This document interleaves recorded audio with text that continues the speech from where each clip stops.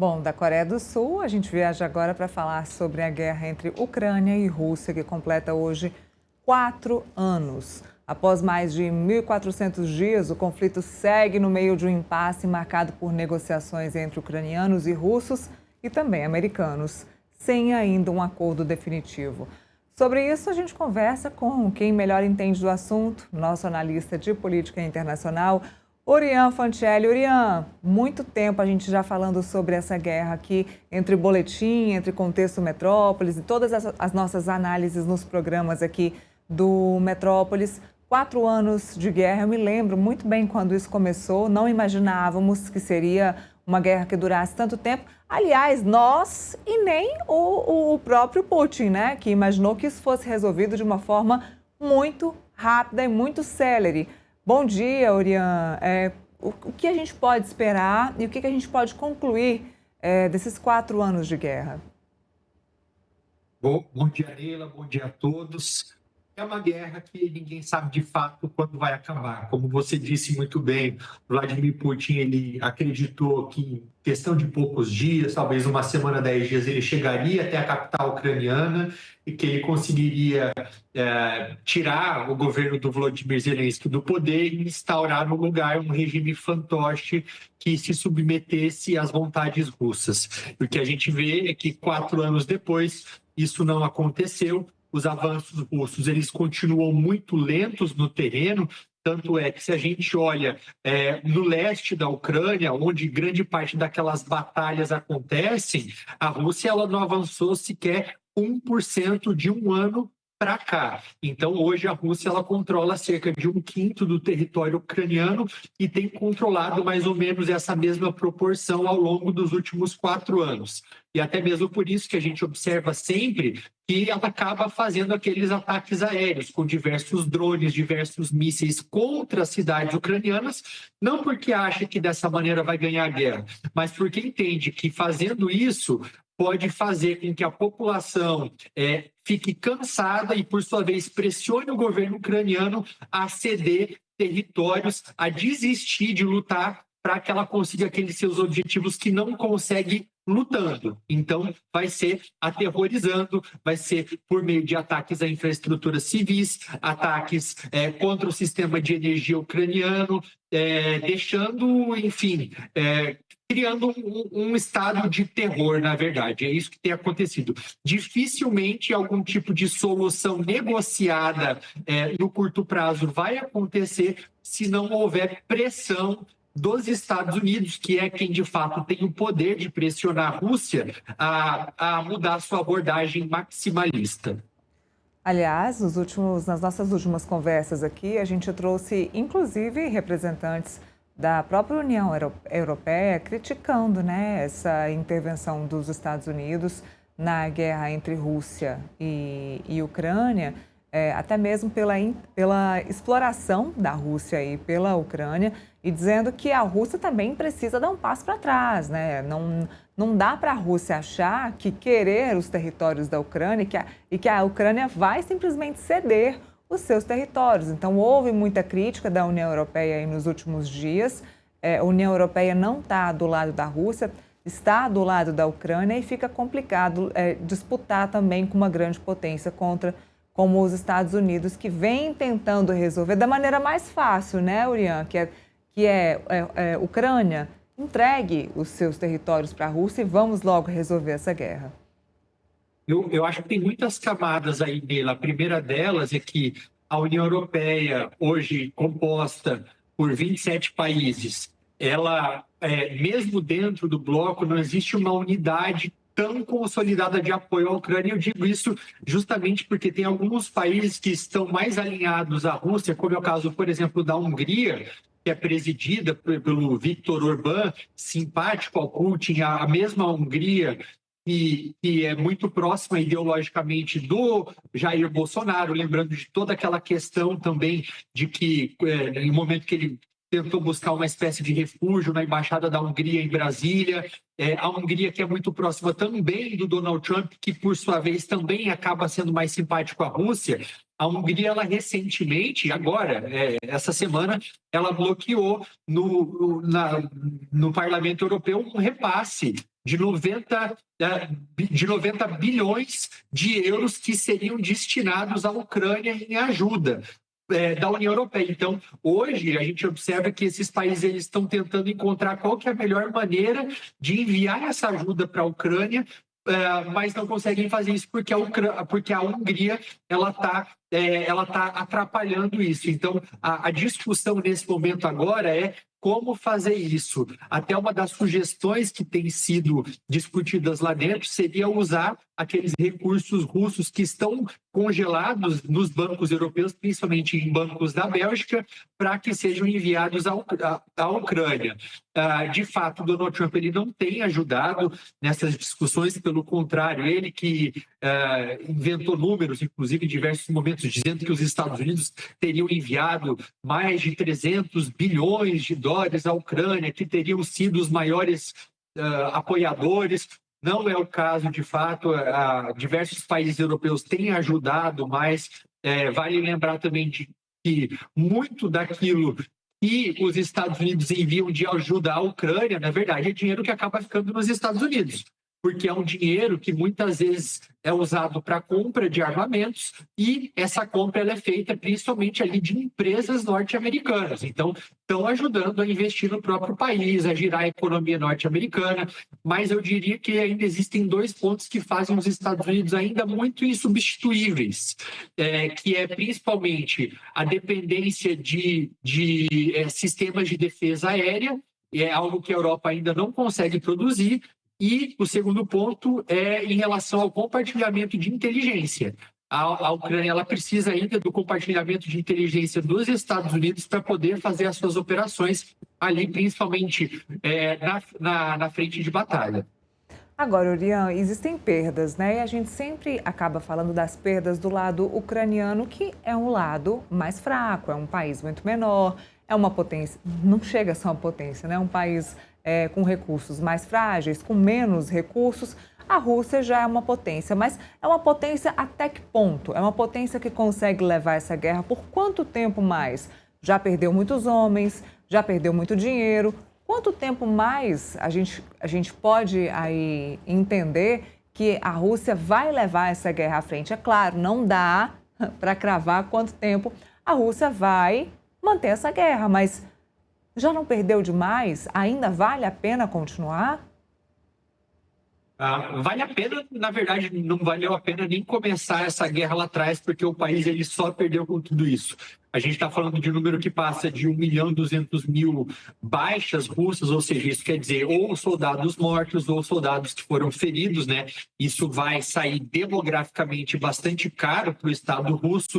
Eles estão hoje basicamente isolados da economia ocidental, sancionados, e o efeito está começando a chegar, o efeito dessas sanções. E hoje a economia russa ela é altamente dependente dessa guerra, então até mesmo por conta disso que o Putin ele não pode acabar com essa guerra tão rapidamente, porque o Estado ele está preparado para isso, mas é uma conta que para eles não vai fechar, não vai fechar. E é por isso que grande parte dos países europeus eles defendem que essa pressão ela deve continuar. Mas o que eles observam, olhando para o outro lado do oceano, para os Estados Unidos, é que é uma pressão que é cada vez menor, né? O Donald Trump ele acaba muitas vezes sendo cortejado pela Rússia, com promessas de investimentos, de projetos conjuntos que poderiam ser feitos, e ele acaba muitas vezes inclinando um pouco para esse lado. Recentemente, ele até renovou algumas sanções contra a Rússia, mas a disposição e a postura dele para endurecer o apoio, para endurecer a postura contra a Rússia, ela está muito longe de ser daquela que era observada durante o governo do Joe Biden. Agora, já falamos também sobre isso aqui, mas como estamos especificamente falando sobre os 4 anos de guerra entre Rússia e Ucrânia, também vale a pena explicar para quem está nos assistindo quais os motivos que levam Donald Trump e os Estados Unidos a intercederem, intervirem aí no meio desses dois países. Qual é o objetivo e o que ganha Donald Trump tentando interromper essa guerra entre os dois países? Já falamos sobre terras raras, que a Ucrânia tem a questão das terras raras, mas o que mais Donald Trump ganha com isso? E ele ganha também se ele ficar em algum dos lados, do lado ucraniano ou do lado russo? Eu acho que essa é a pergunta que ele está se fazendo agora, Neila. Se fosse qualquer outro presidente, por exemplo, um presidente norte-americano que estivesse mais alinhado a esses valores democráticos de democracias liberais, né? Esses valores de multilateralismo, de defesa do direito internacional, o que eu falaria? Por que esse presidente defenderia isso? Porque hoje a defesa da Ucrânia significa a defesa desses valores que são os pilares da Europa e de uma evolução enquanto direito internacional, enquanto instituições, enquanto humanidade que a gente demorou muitos séculos para alcançar. A defesa até mesmo do Estado de Direito, das leis, mas o Donald Trump ele tem uma postura diferente. Ele realmente, a pergunta que ele se faz é essa que você perguntou: o que ele ganha? O que ele pessoalmente ganha? E ele é uma pessoa que não está sempre pensando no bem maior, no multilateralismo, não tem esse pensamento realmente empático que enxerga que é importante defender países que são aliados que estão nesse momento também sendo atacados pela Rússia. Caso de outros países europeus, como é o caso, por exemplo, da Polônia, que recentemente foi alvo de incursões russas, é o caso da Estônia, ou seja, são outros países da OTAN. O Trump ele não enxerga essas alianças como um símbolo multiplicador do poder norte-americano. Ele enxerga essas alianças como um fardo que deve ser carregado pelos Estados Unidos, por mais que não sejam, né? Tanto é que em diversos momentos da história, no caso, por exemplo, na guerra do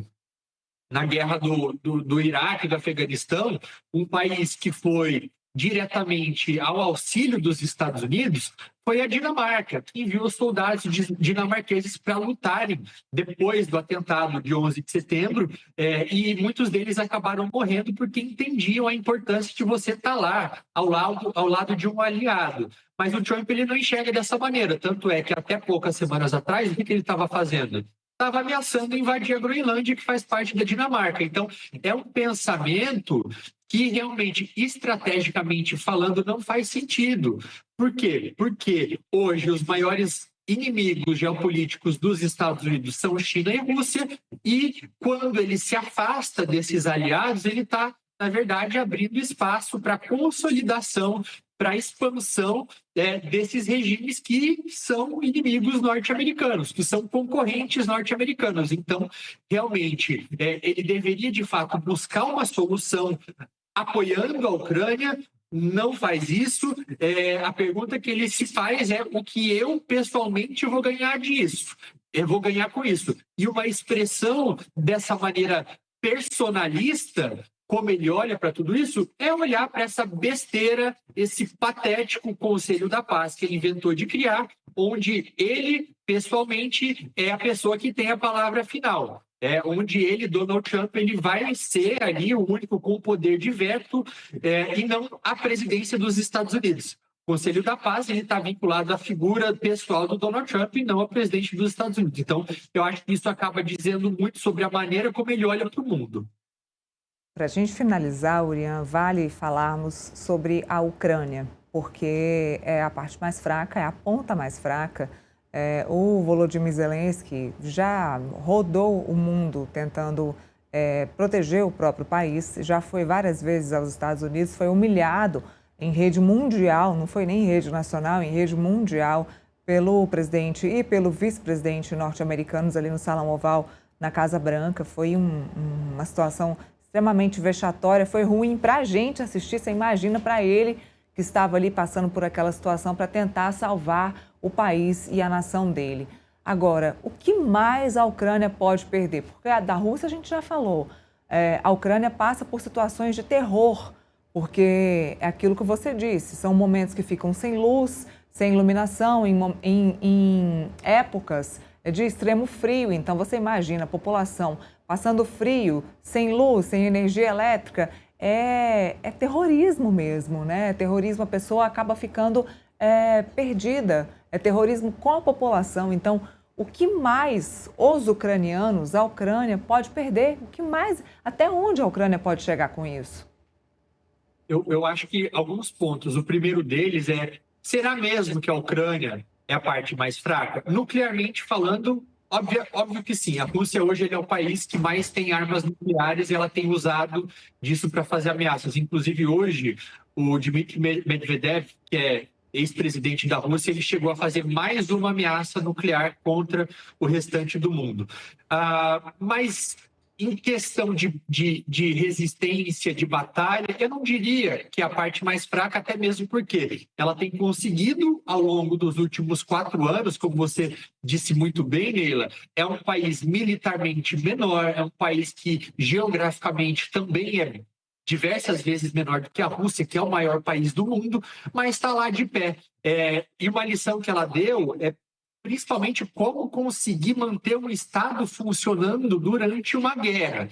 Eu estava lá em novembro do ano passado e eu tive a oportunidade de visitar uma escola em Kharkiv. Inclusive, até a gente tem algumas imagens ali que a gente está vendo agora. É uma escola que ela foi construída a 11,5 metros de profundidade, demorou mais de um ano para ser construída, e a gente consegue ver que ali não tem sequer nenhuma janela dentro dessa escola. É uma escola na qual 2.000 crianças frequentam. Ali a gente estava indo em direção às salas de aula, então para isso você precisa descer toda uma escadaria, né? A construção ela é feita de uma maneira que não dá uma sensação claustrofóbica, porque, na verdade, a escola está funcionando dentro de um bunker. E as crianças estavam lá, eu conversei com elas, a gente perguntava, por exemplo, quais eram as matérias preferidas dela. Então, eu acho que é isso, assim, é um Estado que ele está conseguindo se adaptar a tudo isso, ao mesmo tempo que ele está conseguindo sobreviver, está conseguindo resistir. Então, é um exemplo. Por que 4 anos depois, eu ainda falo, a gente está falando de Ucrânia, porque que eu insisto também em falar sempre sobre esse tema? Porque quando a gente olha para um período um pouco antes da Segunda Guerra Mundial, ali, começando nos anos pouco antes de 1940, o que aconteceu naquele contexto que fez que logo depois viesse uma guerra generalizada no mundo inteiro? Foi uma decisão de um ou outro autocrata que decidiu que ele tinha o direito de invadir um país vizinho, um autocrata que já massacrava a própria população, e ele tinha a visão de que ele estava acima de tudo isso, de toda a ordem que existia no mundo, e o resultado a gente sabe qual foi. Foi a Segunda Guerra Mundial, que veio logo em seguida. E hoje, a impressão que dá é que isso está se repetindo, com Vladimir Putin já travando uma guerra contra um Estado europeu, que é a Ucrânia, um Estado que não é um Estado pequeno, e também contra outros estados que, inclusive, fazem parte da OTAN. Então, o mundo está, sim, hoje muito mais perigoso do que ele estava alguns anos atrás, e a Ucrânia, melhor do que qualquer outro país do mundo hoje, ela representa uma resistência e uma proteção desses valores que a gente demorou tantos anos enquanto humanidade para conseguir conquistar e evoluir.